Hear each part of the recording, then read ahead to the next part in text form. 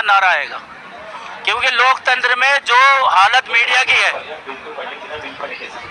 वो लोकतंत्र का चौथा स्तंभ है। और मीडिया की हालत है कि इन बच्चों को जबरदस्ती नक्सली, माओवादी, आतंकवादी, खालिस्तानी घोषित करने में लगे हुए। इस देश की मीडिया आने वाले समय में जेब में पूछा जाएगा कि जलियांवाला हत्याकांड की तरह 20 जुलाई हुआ था, तुम कहाँ थे, तो आने वाली नस्लें इनके मुंह पे थूकेगी। आप यहाँ क्यों है लेकिन?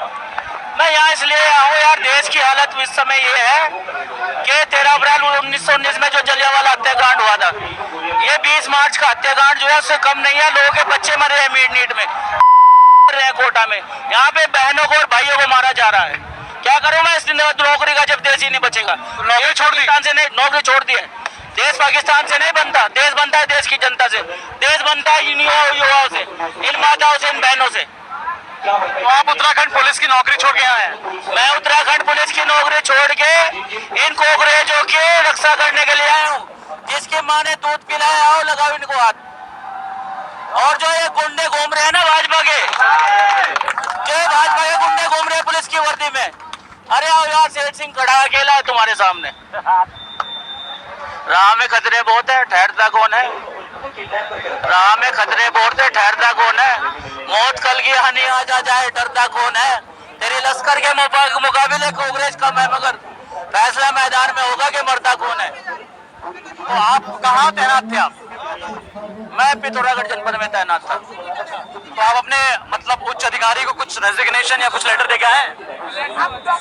मेरे जैसे सैकड़ों सिपाही, हजारों सिपाहियों को दर्द है जो बहनों को घसीटा गया है। अगर मैं आज रिजाइन करता हूँ तो उत्तराखंड सरकार कल हिल जाएगी। मेरे पीछे हजारों सिपाही आ रहे रिजाइन करने के लिए, क्योंकि उनकी बहनों को भी डंडे लगे। पुलिस का क्या परिवार नहीं होता? और पुलिस का जो जवान है वो किसी किसान का, गरीब का, मजदूर का बेटा है। याद रखना, ये जो IPS IAS आज चाटू करता करके इन लोगों पर बर्बर लाठियां बजा रहे हैं। लोकतंत्र में जो सत्ता का खेल है वो वोट से पैदा होता है, तलवार से और राजा से नहीं होता।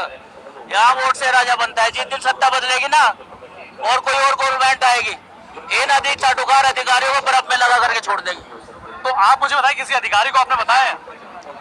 अगर मैं किसी अधिकारी को बताता तो मेरे यहाँ पे नखून खींच करके वहीं और मेरा एनकाउंटर कर देते। अच्छा, नहीं बताया आपने? नहीं बताया मैंने। खतरा तो मुझे अब भी है, जैसे ही जाऊंगा यहाँ से उत्तराखंड का DGP मुझे डिटेन ना कर दे। लेकिन मैं चाहता हूँ कि देश बचे। या धर्म के नाम पे, जाति के नाम पे कोई मुसलमान आवाज उठाए आतंकवादी, कोई सरदार उठाए खालिस्तानी, कोई दलित उठाए नक्सली, कोई पिछड़ा मुसलमान उठाए माओवादी। क्या चल रहा है ये देश बना रहे हो? ये भगत सिंह का देश है। ये सोचा था भगत सिंह ने मरने के बाद में ऐसा होगा, इसलिए कुर्बानी दी थी अंग्रेजों के साथ लड़ करके। ये बाबा साहब का देश है। इस देश का संविधान जो है 12 से 35, सुप्रीम कोर्ट में इनके पैंटे निकलने वाली है भ्रष्ट अफसरों की, जो इन्होंने डंडे बरसाए। 12 से 35 में जब सुप्रीम कोर्ट पूछेगा ना आर्टिकल 32 संविधान का, तब इन्हें पता चलेगा। तो आप जैसे अब नौकरी तो आप छोड़ रहे हैं, तो अब कैसे घर चलेगा? अरे घर भी देखा जाएगा यार। अगर ये देश की जनता बचेगी तो घर भी चली जाएगा। इनकी तरह अडानी और अंबानी के यहाँ पैदा नहीं हुए हल चला करके घर चलाएंगे।